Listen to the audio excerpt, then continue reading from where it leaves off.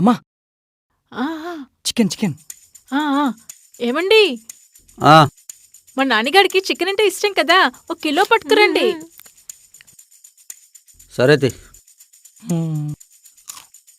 అమ్మా ఆ, ఏమండి మళ్ళేందే? మా నాన్నగారికి ఒక బీరంట. ఏంది బీరా? ఆ, బీరే అండి. ఓ ఇక్కడే ఉండండి నాన్న. బీరు అట్లా కొట్టకండి.